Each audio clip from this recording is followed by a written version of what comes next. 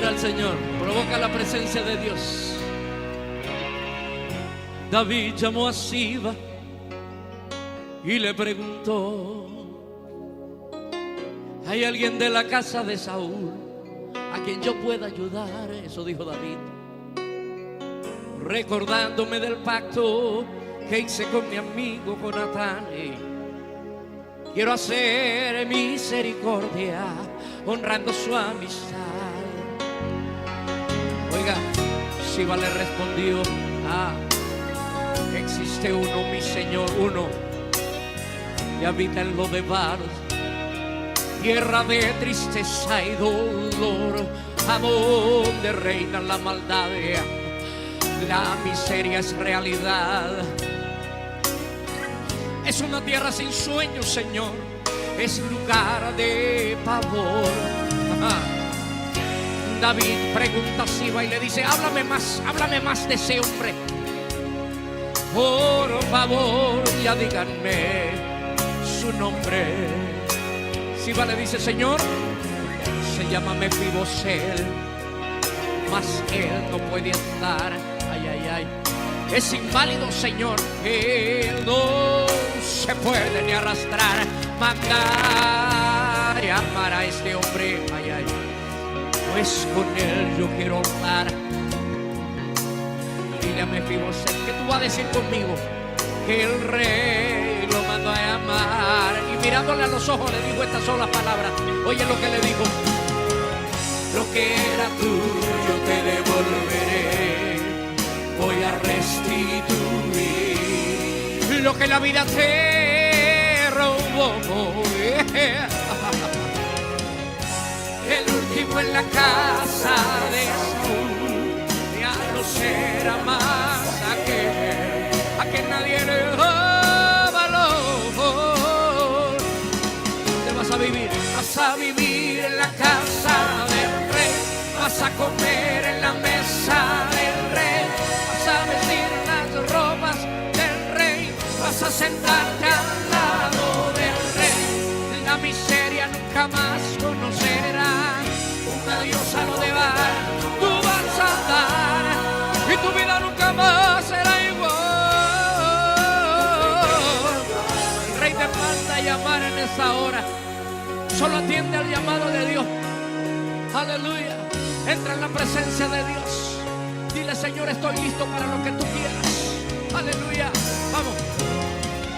Lo que era tuyo te devolveré, voy a restituir lo que la vida te robó. El último en la casa de Saúl ya no será más aquel nadie le da valor. Oye, vas a vivir en la casa del rey, vas a comer en la mesa del rey, vas a vestir las ropas del rey, vas a sentarte al lado del rey. La miseria nunca más conocerás, un adiós a lo de bar, tú vas a dar y tu vida nunca más será igual. El rey te mandó a llamar.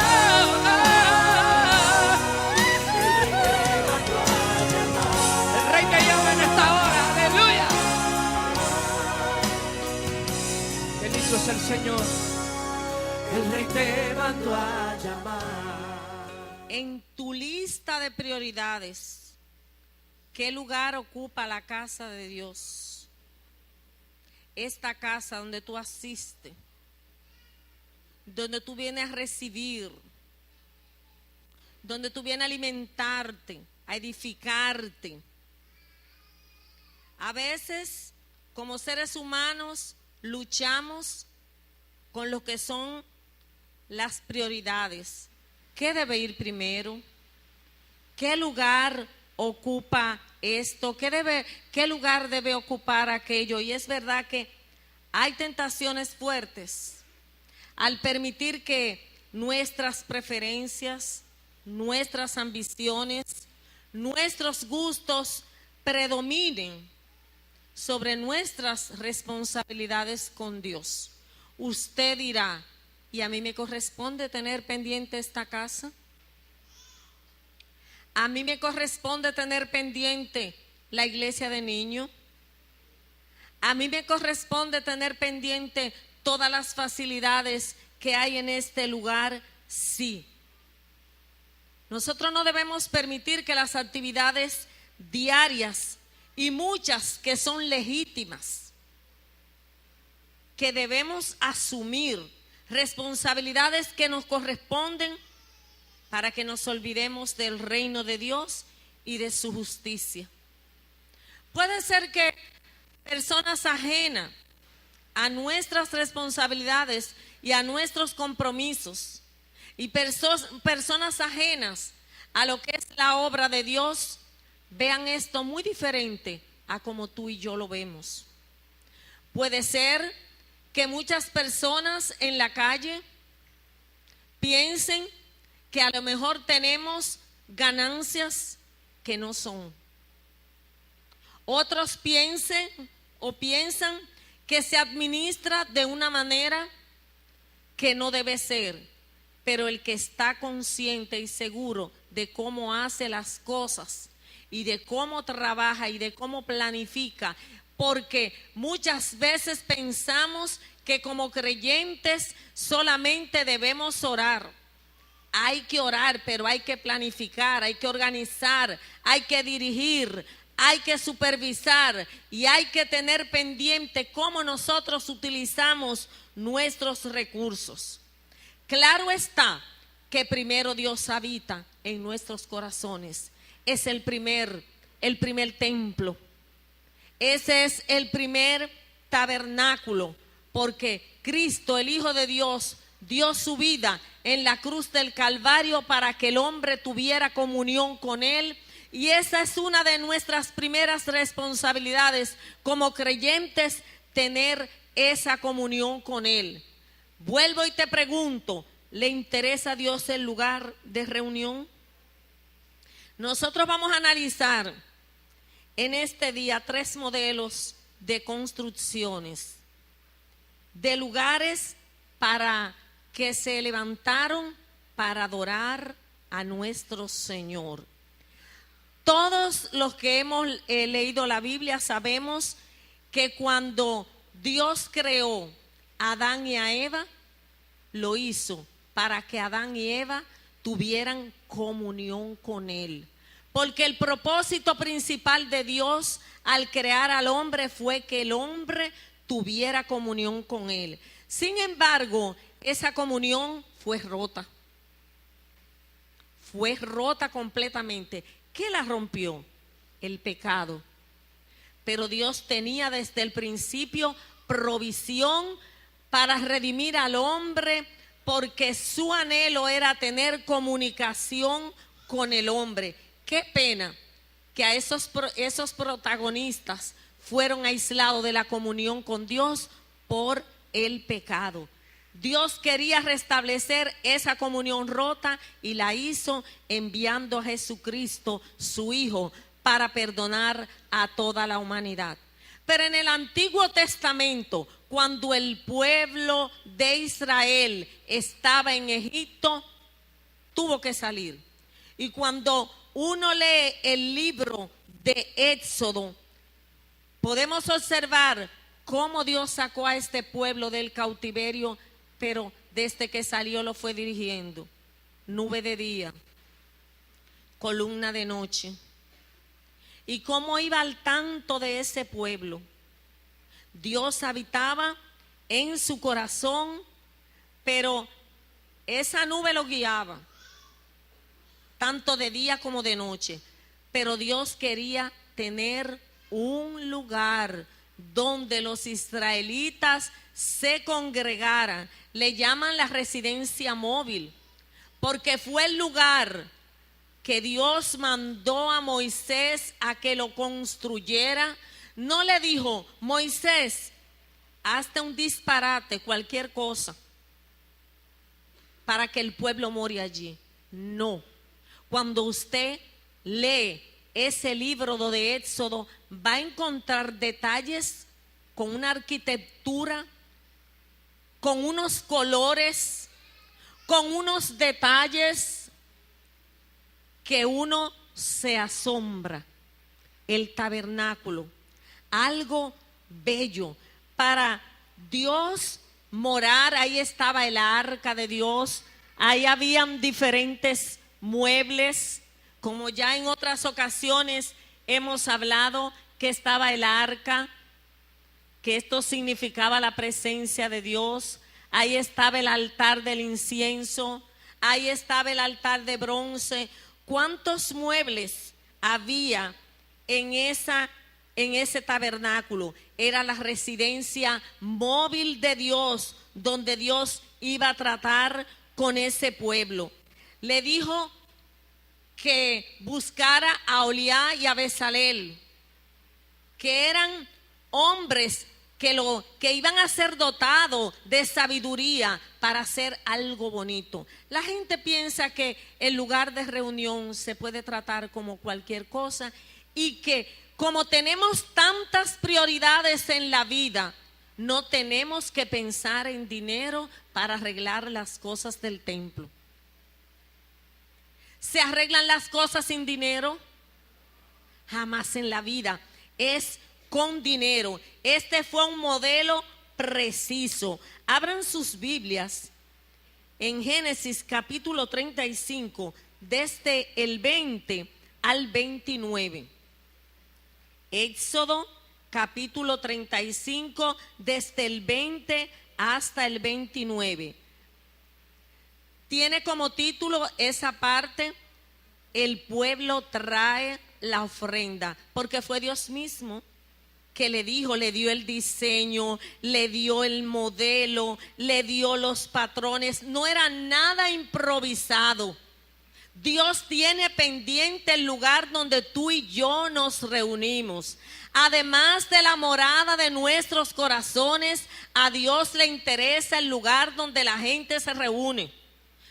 ¿Cómo se hace? De acuerdo a las posibilidades del grupo, de acuerdo a lo que la gente puede traer, de acuerdo a lo que la gente puede llevar. Hay una diferencia grande entre lo que es diezmo y entre lo que es ofrenda.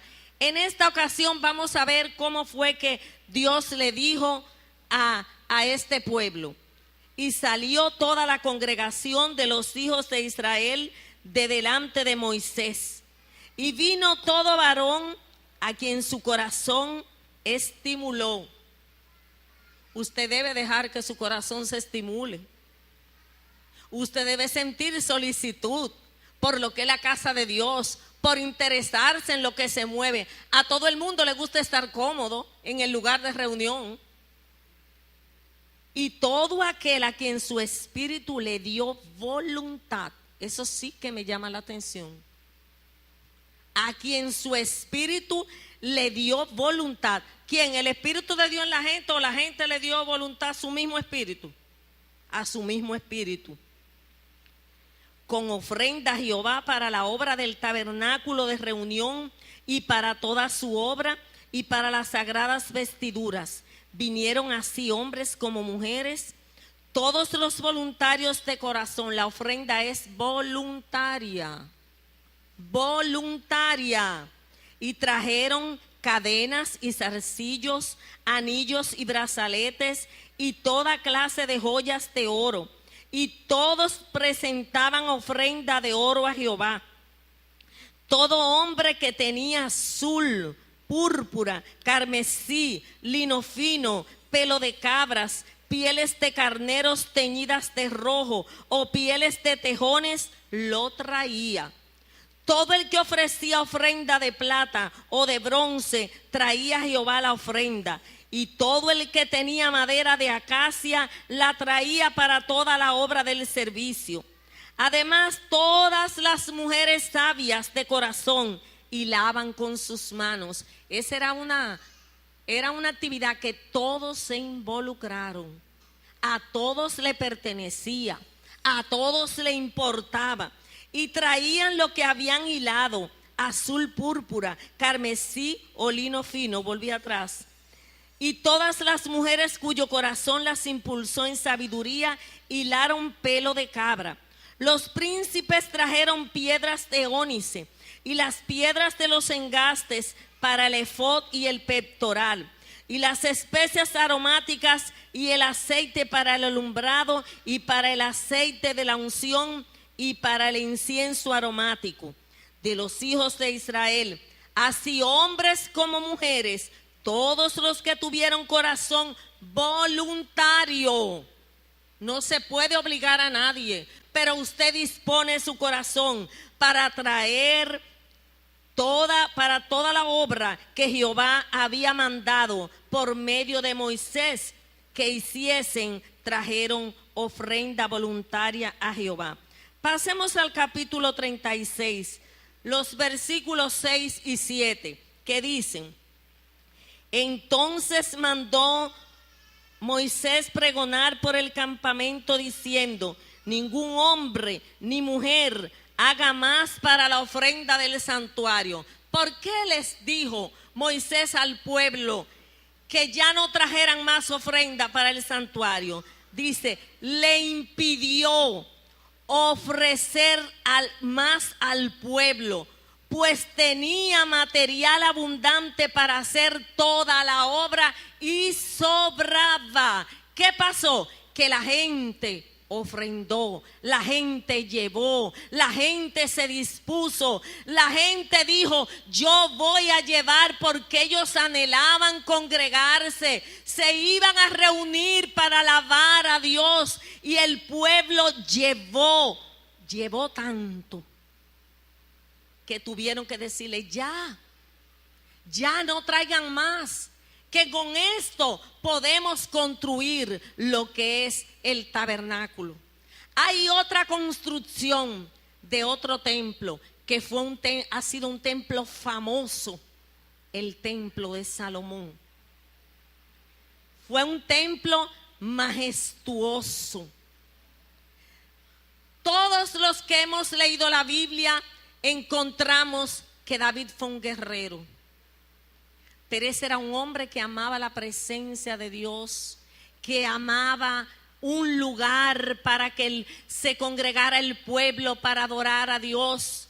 Ese era un hombre que cuando clamaba, hablaba de ese templo y decía: mejor estar un día en los atrios de la casa de Jehová que 1000 fuera de ella. Usted toma los salmos y va a encontrar cuánto David anhelaba construir un templo, y cuando él se estableció firmemente en su reino, él sintió ese deseo. Él quería construir ese templo para que la gente se congregara a adorar el nombre de Dios. Este hombre preparó, planificó, organizó, buscó materiales. Él tenía ¿cuántos materiales? Lo cuidaba. Él dice claramente en uno de los versículos: de mi tesoro, de lo que él tenía. Él fue guardando provisiones porque él quería construir ese templo.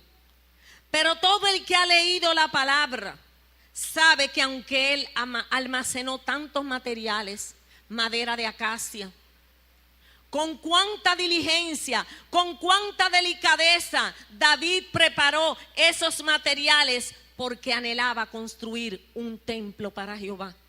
Eso era parte de sus prioridades. Vuelvo y te pregunto: ¿te goza tú cuando ves que en tu iglesia se hace algo bonito? ¿Te goza tú cuando ves que las cosas se pueden remozar? ¿Te alegra tú cuando ves que las cosas son bonitas para reunirnos y tener mejor confort en la casa de Dios?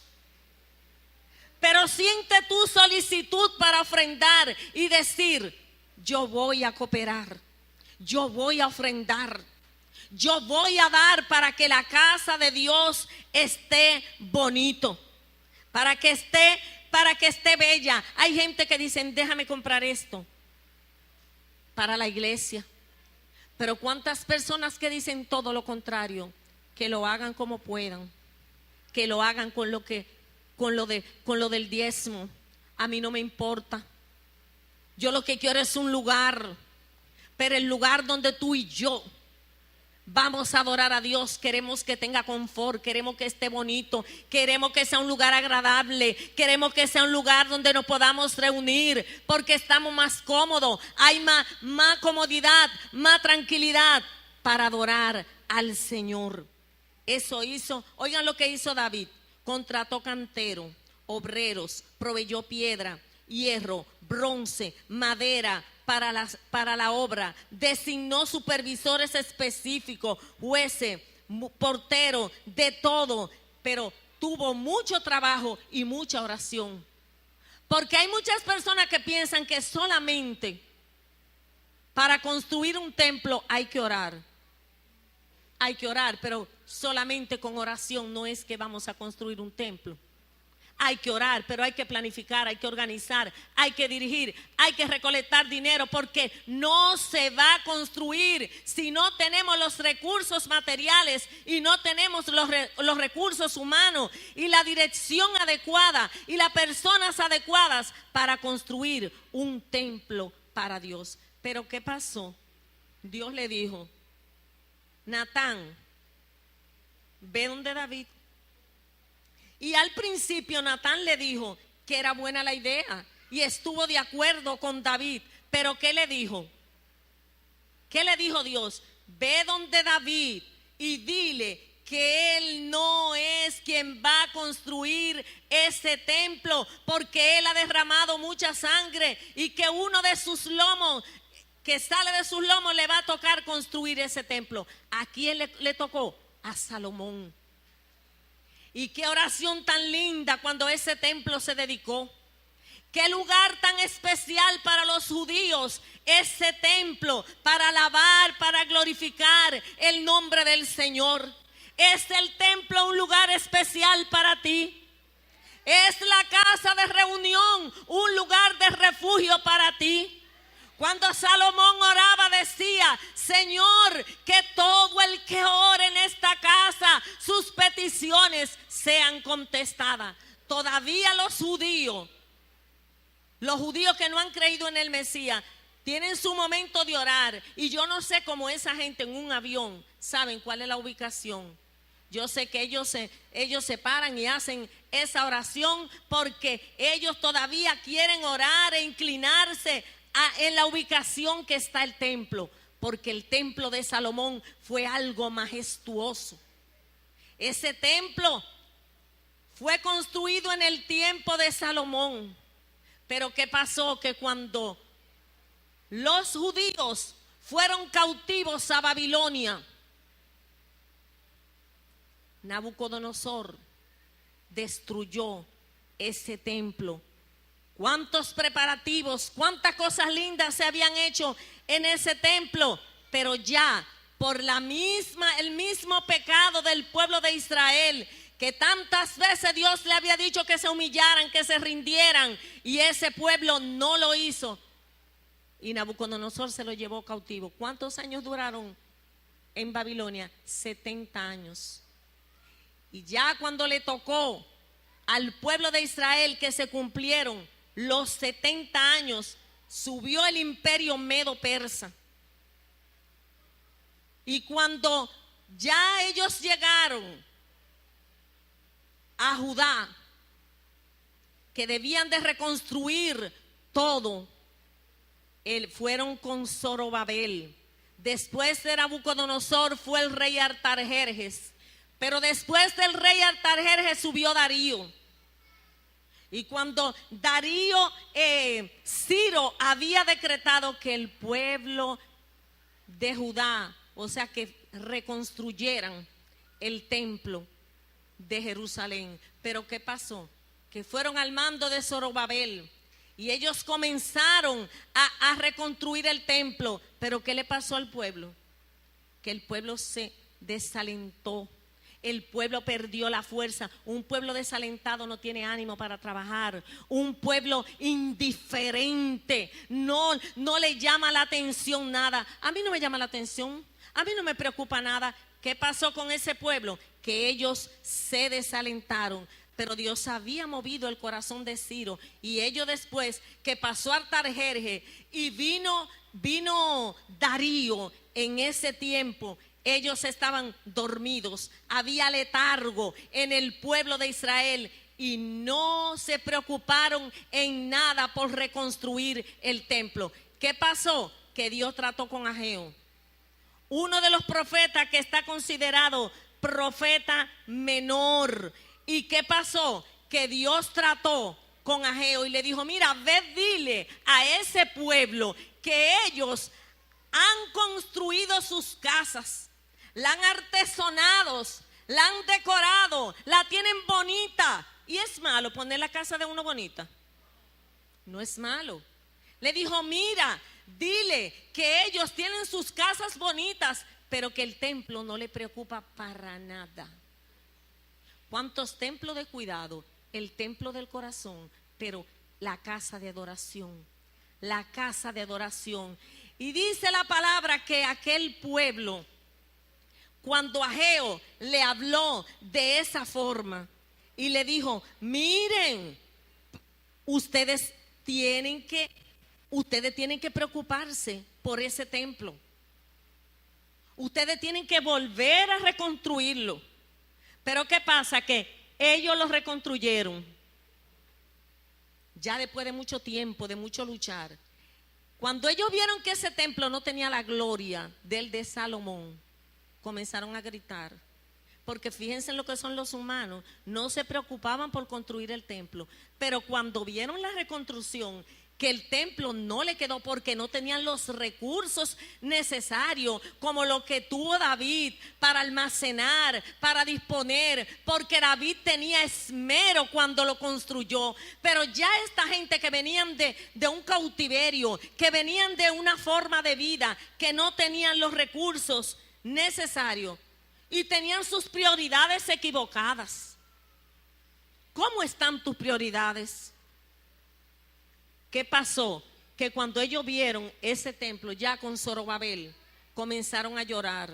Si usted coge el libro de Esdras, usted va a encontrar cómo ese pueblo lloraba. Cómo a ellos les dolía que su templo no fuera tan bonito como era el templo de Salomón. Pero ¿qué le pasó a este pueblo? Este pueblo necesitaba tener disposición del corazón, pero también le tocaba accionar. ¿Cuántas veces nosotros decimos: ay, que se haga bonito, ay, debiéramos de tener tal cosa en la iglesia, debieran de comprar tal cosa? Pero ¿sabes tú cómo es? ¿Sabes tú cómo se administra? ¿Sabes tú cómo hay que darle prioridades a las cosas? ¿Qué cosa hay que comprar primero? ¿Qué cosa hay que hacer después? A todos nos encanta lo bonito, lo bueno, pero ¿qué dispone tú? Yo quiero que todos me miren ahora. ¿Cómo están tus prioridades? ¿Le da tu lugar a la casa de Dios? ¿Te importa? ¿Te llama la atención? En ese tiempo Dios tuvo que utilizar a Ageo y hablarle y decirle al pueblo que dejaran el letargo y que se dispusieran a trabajar para la obra de Dios. Ellos lloraron, pero ellos no se quedaron en lloro. Ellos no se quedaron solamente diciendo: ay, sí, lo vamos a hacer. Se necesita acción, se necesita la disposición, pero se necesita hacerlo. La gente correspondió. Recuerden cuando el muro, Nehemías encontró gente que le ayudaran. Nehemías encontró personas que estuvieron. Nehemías sí le dolió, pero Nehemías encontró gente que le ayudaron, que trabajaron con él, que estuvieron dispuestos a trabajar por la causa de Dios. Puede ser que algunos digan, como dije, el que no esté centrado en esto, el que no esté conectado con esto, el que no esté sensibilizado con esto, lo ve muy diferente a como tú y yo lo vemos. Lo ve muy diferente a como yo lo veo.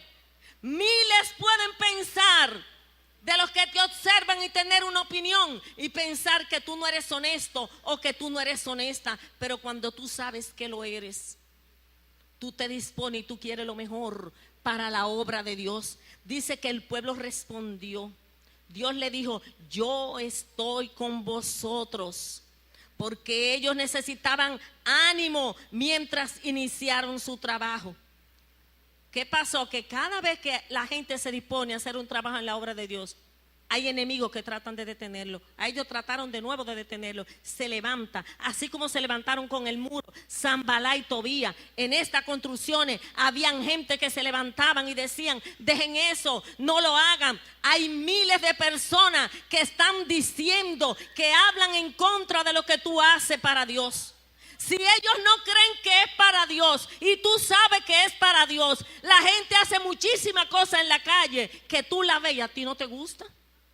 Entonces tú tienes que soportarle a ellos que te digan que a ellos no les gusta lo que tú haces. Pero ellos hacen muchísimas cosas que a uno no le gusta y uno no lo respeta. ¿Es así o no es así? ¿O le gusta a todo el mundo lo que determinada persona hace? No, hay muchas cosas que tú y yo observamos de otro que decimos que no. Pero siempre se hablará de las instituciones, siempre se hablará de determinado grupo, pero lo más importante para nosotros es hacer las cosas de manera correcta, hacerla con sinceridad, hacerla con honestidad, hacerla como va. Dice la Biblia que Dios despertó su espíritu y a los 23 días después que Ageo le dio el mensaje, ellos comenzaron a construir. Es triste cuando el desaliento llega a un grupo. Es triste cuando tú no quieres arreglar, o tú no arreglas tu casa cuando se te daña, o tú no le echas un fino a tu casa cuando el agua se entra, o tú no arreglas la tubería cuando ya está dañada. O tú no arreglas las puertas cuando tus puertas están dañadas. Y la casa de Dios, no hay que arreglarla cuando se daña. No te preocupa, no te duele. ¿Cuántas personas que ven daños? Gente que tira y hace y no le preocupa. Pero cuando a ti te duele, tú te preocupas, tú te vas a mandar corriendo, tú vas a decir, ay, a la iglesia le pasó esto, yo voy a ver qué fue. Vamos a ver cómo lo podemos arreglar. Vamos a ver qué hacer. Vamos a ver cómo nosotros lo vamos a trabajar para arreglarlo. El desánimo, el letargo, la indiferencia le quita el interés a cualquier persona de hacer algo útil en la obra de Dios. Despierta tu espíritu. A Dios le interesan los lugares de adoración. A Dios le interesó el tabernáculo. A Dios le interesó el templo de David.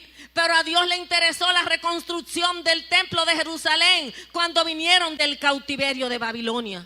Pero hoy a Dios le interesa nuestro corazón, que es un tabernáculo, pero le interesa la casa de Dios para que nosotros la adornemos, la arreglemos, tenga confort y podamos alabar unidos el nombre de Dios.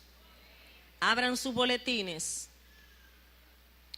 La anécdota de hoy se titula El hachero.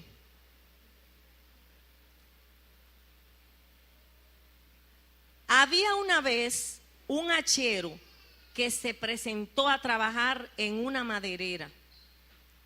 El sueldo era bueno y las condiciones de trabajo mejores aún. Así que el hachero se decidió a hacer un buen papel. El primer día se presentó al capataz, quien le dio un hacha y le designó una zona. El hombre entusiasmado salió al bosque a talar. En un solo día cortó 18 árboles. Te felicito, dijo el capataz. Sigue así. Animado por las palabras del capataz, el hachero se decidió a mejorar su propio desempeño. Al día siguiente, así esa noche, se acostó bien temprano. A la mañana se levantó antes que nadie y se fue al bosque. A pesar de todo el empeño, no consiguió cortar más que 15 árboles. Me debo haber cansado, pensó, y decidió acostarse con la puesta del sol. Al amanecer se levantó y decidió batir su marca de 18 árboles. Sin embargo, ese día no llegó ni a la mitad. Al día siguiente fueron 7, luego 5, y el último día estuvo toda la tarde tratando de voltear su segundo árbol. Inquieto por el pensamiento del capataz, el hachero se acercó a contarle lo que le estaba pasando y a jurarle y perjurarle que se esforzaba al límite de desfallecer. El capataz le preguntó: ¿cuándo afilaste tu hacha por última vez? ¿Afilar? No tuve tiempo de afilar. Estuve muy ocupado cortando árboles. ¿Cuántas veces estamos tan ocupados en lo que nos parece urgente que le restamos tiempo a lo importante? Te invito a pensar, ¿cuál es el hacha de tu vida que no estás afilando? ¿En qué estás ocupando tu tiempo? ¿A qué le estás prestando atención? Tal vez estamos tan ocupados en querer llegar al destino que nos olvidamos de mirar el paisaje.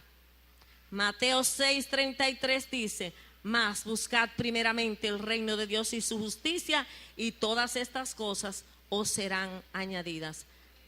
Hacer una cosa sin dejar de hacer la otra. Porque hay que comer, hay que vivir en un techo, hay que pagar los servicios, tenemos que cubrirnos, tenemos que pensar en la salud, tenemos que pensar en tantas cosas que son importantes. Pero ¿cuánta gente deja lo que es de Dios? Ya están tan insensibles que Dios no es ni noticia para ellos. Están tan insensibles que las cosas eternas para ellos no tienen ningún valor. Pero yo te pregunto, ¿es eterno el hombre? Lo físico no es eterno, pero tenemos nosotros un alma inmortal. Hay vida después de la muerte. La Biblia dice que donde estuviera nuestro tesoro, ahí estará nuestro corazón. Pero ¿cuánto tesoro tiene que dejar la gente? ¿Cuántas cosas tiene que dejar la gente que no se la puede llevar? A la hora de la muerte, cuando ya nos vamos en un cajón, ¿qué es lo que nos llevamos? Una señora dijo: háganme un cheque y pónganme todo mi dinero en la caja que yo me lo llevo. ¿A dónde lo iba a cambiar? ¿En qué banco? Un dolor nos quebranta, un dolor nos atemoriza. Pero cuántos hombres hoy que quieren paliar y quieren arreglar cosas, que tienen fortunas elevadísimas y tienen instituciones de beneficencia para ayudar a la gente.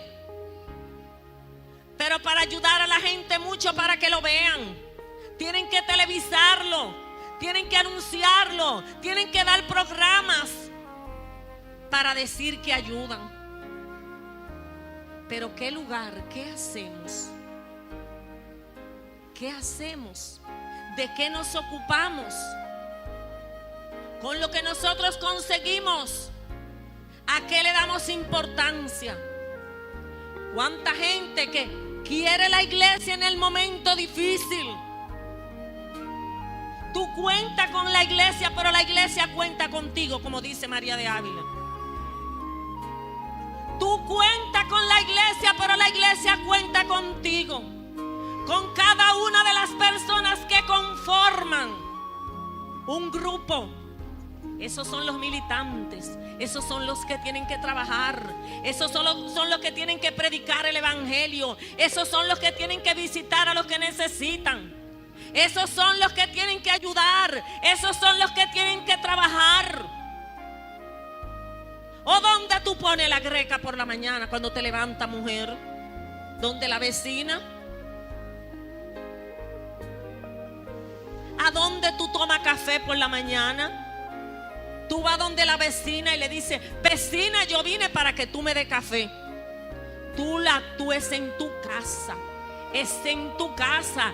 La iglesia cuenta contigo. Aporta lo que tú tienes. Haz tu compromiso. Dale importancia a lo que importancia tiene. Pero organízate. Clasifica. Porque este lugar nos lo ha dado Dios para nosotros alabarle, glorificarle. Y tenemos que mantenerlo bonito. Hay que ayudar a la gente. Hay que resolverlo de nuestras casas. Pero la casa de Dios hay que darle la condición que hay que darle. Eso es como el padre que se preocupa por los muchachitos del barrio y los suyos se están muriendo de hambre. No, señor. Atienda a sus hijos. Atienda a su casa. Como dice la palabra, el que no provee para lo suyo es peor que un infiel y ha negado la fe. Que Dios les bendiga. Y ojalá que en el orden de nuestras prioridades, la casa de Dios sea una de nuestras prioridades. Que el Señor te bendiga.